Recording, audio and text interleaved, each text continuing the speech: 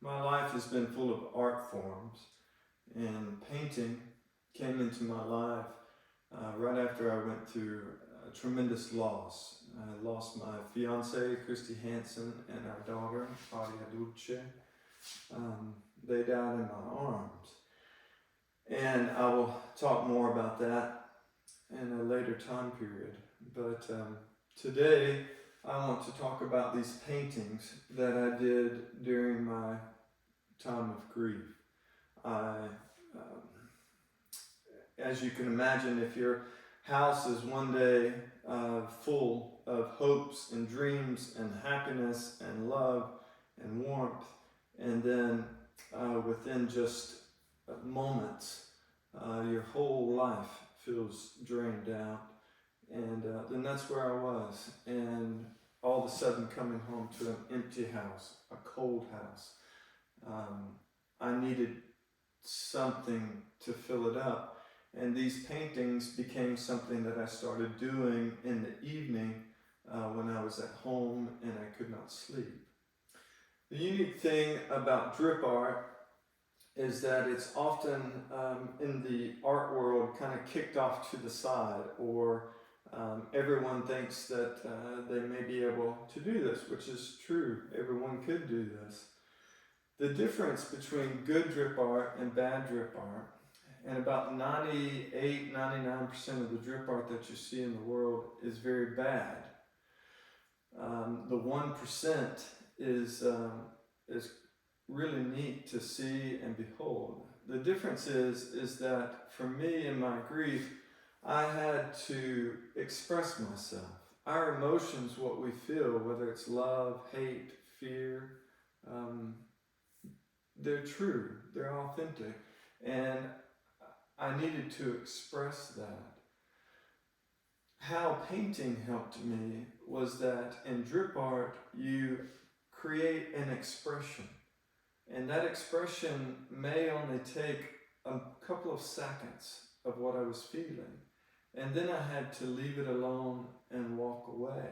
I had to go to work. I had to do other art forms. I had to communicate with people.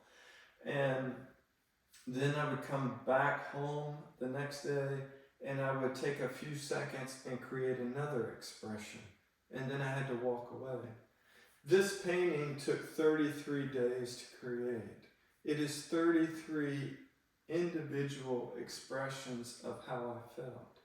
During that time of my life, I was a functioning alcoholic, which I'll talk more about later. I was a grieving husband and father, which I'll talk more about. I was a human being who was suicidal, yet I had a desire to live and create something. I was a human being that his whole beautiful life had been destroyed and still had this hope that it could be made beautiful again, even though I had no idea how in the world that would ever be possible again. Good drip art is individual lines. None of the paint bleeds. None of the paint bleeds into the canvas. It is an expression of however you are feeling, of hate, of despair, of suicide, of being drunk out of your mind, right?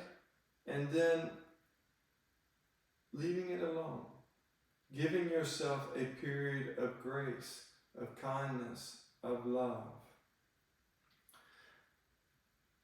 No matter who you are at some point in life, you are going to be shock attacked. There is something, a tsunami wave that is going to hit you blindsided, and it can cause a loss of faith in your life. What I encourage you to do is that when that happens to you, is not to listen to the voice inside of your head.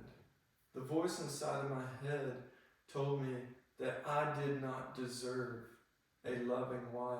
I did not deserve a loving child. and that's why they were taken from me. The voice even went further and said that something in the universe was doing them a great kindness because living each day with me would have been hell for them. That voice kept me a slave for years of my life.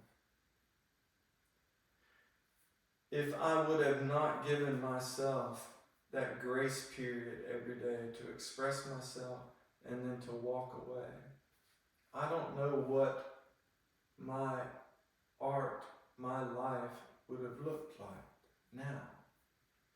When I look at this art, I see expressions of grief, of anger, of hate.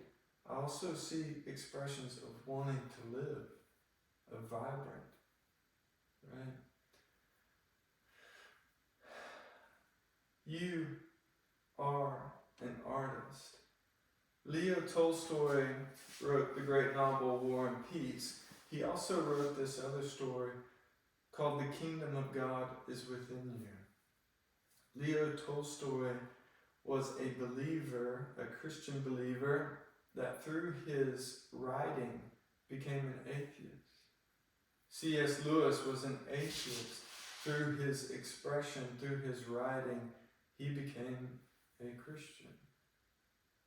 My point is that there is no right or wrong way.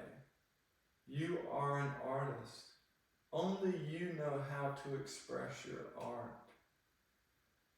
I encourage you, when that voice comes to your head, or when other people say, this is what you should do, your life is chaos, this is what you should do, or when the voice of knowledge comes in your head and says, you're stupid, you failed, you do not deserve, you are not worthy, I encourage you to say, that is a lie.